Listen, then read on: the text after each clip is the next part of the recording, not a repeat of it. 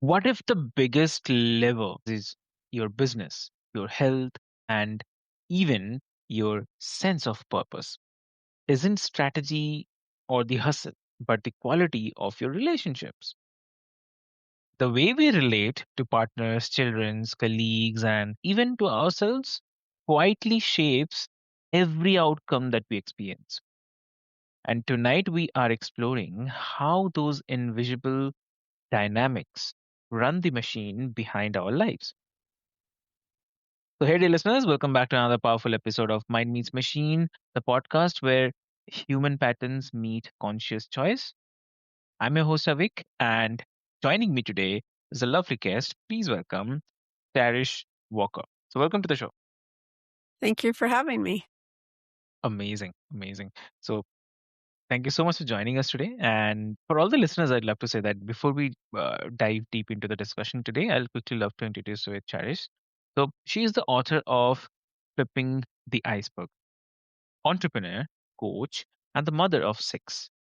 Someone who's lived relationships from almost every single and kind of every angle, I would say, every angle, and helps people build the foundation, the strong foundations before life applies pressure. And in this conversation today, we will unpack how relationships influence the success, stress, and sustainability, and what all of you can shift starting now. So, why too late? Let's get started. Welcome to the show again. Thank you. So true. Relationships are so important. Exactly. So, uh, I mean, before we talk about the frameworks or lessons and everything, I'm really curious. Like, when you look back across your life, when did you first realize that relationship were not just part of the life, but it's the structure holding everything else together? Wow. I think the first time I realized relationships were probably fifth grade. I had skipped fourth grade, so I went from third to fifth. And it could have gone, depending on how my classmates treated me, it could have gone really, really bad, or it was really good, actually. And so it was at that point where they just kind of took me in. They could have been jealous that I didn't have to do an extra grade or something, but it was at that point where I realized that the importance of having friends, the importance of relying on my teacher, because I skipped an entire grade, I had to learn a Hmm. lot, as well as my parents and the support. All right. And I mean, obviously, that realization that relationships are structural and not the supplemental, it feels like the doorway into everything that we are about to explore, right? So, and according to you, like the common misconceptions, like one thing I often hear is if my career is strong, the rest will sort itself out, right? So, like most of us say like this, right? So, but from your experience, what's the common misunderstanding like people have about relationship and the success? So I think people, they always want what they don't have, right? So we look on the other side. So if you're in a relationship, then you're not in a healthy relationship or happy marriage. You think, oh, this person might be better. And so Mm, that's how cheating happens. That's how different things. And so in a business situation, a professional mm, situation, you're looking, you're saying, oh, if I could only get to that next level because they have this and this and this. A good example, someone close to me sent me a picture of a car, excuse me, that they just bought mm, yesterday. yeah. Beautiful car. And they're in a very high position. So somebody that might be lower could be like, oh, if I could only get to that position, it would be great. But the thing is, it doesn't matter the level you're at. It doesn't matter the location you're at. It doesn't matter the situation. If you're not happy with yourself first and you don't have a strong relationship with yourself, then really you're not going to be happy in any type of relationship. And that's where I think we have to start with the relationship with ourselves. Are we comfortable in our own skin? Are we comfortable looking at in the mirror at that person and be truly honest with ourselves? And if we are not happy with that person, how can you be happy with somebody else? Interesting. And instead of relationship being a side effect of the success, you are pointing to them as the operating system underneath it. So Yeah. if you can highlight something. Yeah. when you talked about the operating system underneath, like what's Uh-huh. cooking underneath, and that's actually why I wrote the book Flipping the Iceberg, because 10% is what we see above the surface, 90% is below. So if we can flip that in a relationship, in ourselves, like we all have this trauma that we're working through or that affected us. Like sixth grade, I remember running out to the playground and saying, "Hey, do you want to play today?" And they like looked at me, they laughed, and they're like, "No." Well, that shapes things, right? That Yeah. shapes, oh, what's wrong with me? Why don't you want to talk to me? Why don't you want to be my friend? During seventh grade, I show up and this friend that had been my best friend for 3 years all of a sudden wouldn't even talk to me or look at me. It's like I didn't exist. And so it's like these little things that start to affect our confidence, affect our lifestyle. And who we are as a person. And so when we look at somebody else, it's easy to go, oh, they have such a good life. I wish I was like them. But they're dealing with their own demons that you don't know about. And so that's the part that, like, I've really learned that coveting, we talk about that in the Bible, thou shalt not covet, that it's the same type of thing. It's beginning to understand why. It's because you might want that, but do you really want to take on all that baggage that they also have and that they're dealing with all their demons in their closet? I mean, when relationships struggle, right? What patterns tend to be running beneath the surface, especially for high performing or overwhelmed people? Again, it goes back to the trauma, the triggers. There's some triggers that are starting to happen. A good example, my Mm, daughter's in a workplace right now that she's like, mm, "Mom, it's drama. It's trauma. How do I deal with the drama?" And it's because there's this one particular individual who wants to be like talked to on every single thing. And this is a very fast paced, moving environment where they have to make decisions very quickly and move on to the next thing. Well, she wants to analyze it and she wants to have time to think about it. And she wants time to be able to be consulted about it when it has nothing to do with her. Or it's like, okay, if you want to be involved, let's give me an answer right now. And she's like, she has to think about everything and take her time. So in a situation like that with relationships, like what is the root of the issue that they're getting to? It's not what's going on. It's not the decision that needs to be made right now. What is the underlying? What is causing her to feel insecure, that she's feeling forgotten, that she's feeling, and I mean, she's a 20-year-old girl. Most of these people are 26, 27 in their 30s, late 30s. And so, I mean, she's feeling insecure. And so, like, there's so many other things that are going on. So if you can come to the root of why are they behaving like that? Why are they acting like this? Then I think that would help a lot of the situations, because it's not, again, it might not even be that situation. A mm. good example is my husband, and this is my son, special needs. He has Asperger's. And this happened years ago. So we laugh about it now. But my husband kept telling my son to do something a certain way. And so when he went to get the pizza out of the oven, he dropped the pizza. It went all over the place. My husband exploded. And we're like, it's just pizza. Why are you so angry? And he's like, it's not about the pizza. And in a workplace situation, it's the same type of thing. You could be upset about something, but it could not be about the pizza. It could be about, this customer just yelled at you about this thing, or, there's so many other things involved. And so if you can sit, I call it the has method, where you halt, you acknowledge, and then you switch, because is it about the pizza or is it about something else? And if it's not about the pizza, then let's figure out what else it is and go from there. And so that's the part that in a situation, relationships where it's heated and it's hostile, like, are you really upset about right now? Or is it, there's other things that are going on? Amazing. So it sounds like the unexamined expectations and survival patterns that quietly drive how we show up long before conflict appears. Right. Yeah, Yeah. absolutely. Because you can still be upset about what you said to me. Like, I would still be upset about something you said to me 2 weeks ago that I'm still festering.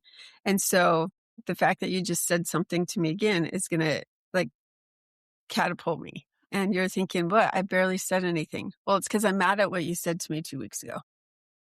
Exactly. So how do these hidden dynamics show up day to day in parenting, marriage, business partnerships before people even realize that something's off? Yeah.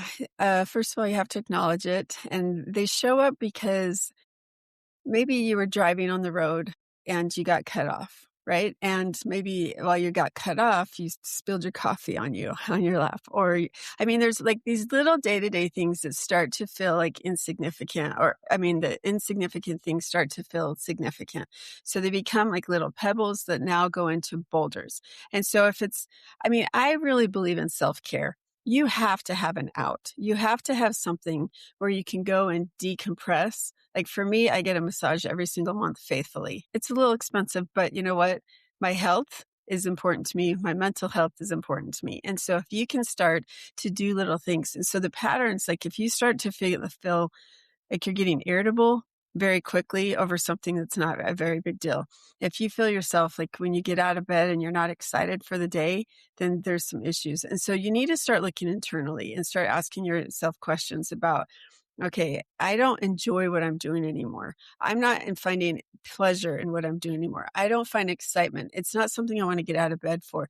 Like, I'm not talking depression. I'm talking where you're starting to feel maybe burned out, or you're maybe like if there's repeated patterns of irritability, anger, frustration, anxiety, these are like definite triggers and red flags that there's something else going on that you probably need to deal with. So maybe you aren't happy in your marriage right now. Maybe you aren't happy with how your child is behaving. Maybe you're very stressed over finances. I mean, these are all things that are now going to affect you in the workplace. They're going to affect you other places. And quite frankly, when people are told leave it at the door and walk in, very few people can do that.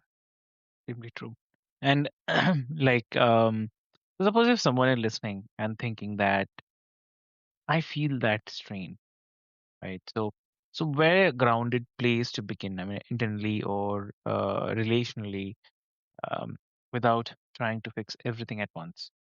So I've done this a few times. So you stand up and you can't see me, but put your arms out, right? Yeah. And if you remember like I think it's 1980s Wonder Woman with Linda Carter, you turn in a circle and you're like, Wonder Woman, right? And so you turn in a circle and you're like, Yeah. okay, who am I touching and who am I not touching? And so like that is what I call the locus of control. And so if you don't have enough control over things, like I cannot control what you think of me. I cannot control what you're going to say to me. I cannot control anything that you're going to do or say. I can't change that. And so what can I change about myself? Am I happy with myself or am I not? And so that's the part where I start with how much control do you have over the situation? Like my daughter just got engaged this week. Yay, Yeah. right? Okay, she's Lovely. choosing to get married like in August. And we're like, why are you waiting so long? Let's do it for June. Like, come on. And so it's like, well, it's her wedding. She gets to do with it as she wants, but I have an opinion about it. Can I change her opinion? I cannot change her opinion. And this is her wedding. Hopefully it's only her one and only.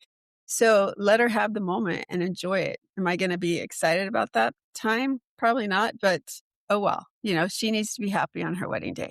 And so it's like those little things that put it in the business world, put it in your family, put it with your relationship, put it like your community. It doesn't matter. You can only control what you think and what you say. That's it. So if you're trying to control other people and you don't like their choices, they have their free agency and their choice to do whatever they need to. So that's where I would come back to it and say, okay, what can I control? And if I can't control what you're going to say or do or your choices, why am I going to get upset about it? And let me tell you, when you can learn to do that, it is so freeing. And it's like, I don't have to worry about anything else. Like, yeah, I don't agree with what you say, but I can't change it. So, I'll give you my opinion. I'll give you my opinion of why I feel that way. But at the end of the day, if my daughter's still going to get married in August, she's still going to get married in August. Okay. Let's roll with it and have fun now. Got it. So, okay. And the idea of slowing down and building awareness first feels most countercultural and also say yet deeply, deeply stabilizing also, right? Yes, Yeah. absolutely. Yeah. And like the change is not a linear thing. When old habits resurface or Yeah. uh, exactly the relationships feel heavy again. So what helps people stay engaged instead of giving up? No, again, that's good. The old habits, they don't die young. It does. It's like this up and down thing, right? And you're at the top of the hill, your husband or your wife might be at the bottom of it. And and then you switch and you switch, right? And so Yeah.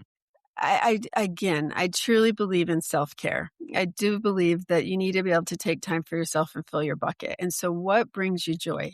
I used to have a massage college that we taught, well, it was massage students. And one of the activities that they had to do was they had to go outside and they had to physically hug a tree. And I'm like, that is so weird. Why are we doing this? But it grounds you. It helps you, like walking barefoot on the grass, like things where if you can go outside and get a little bit of vitamin D just for a little while, or if you can go outside and take a walk for 10 minutes or something to help you calm down and get grounded. That is a huge thing. And then finding, like, for me, it's my massage every month. Self-care stuff that you're like, no, I'm going to go do this for myself. I'm going to go get my nails done, which they don't.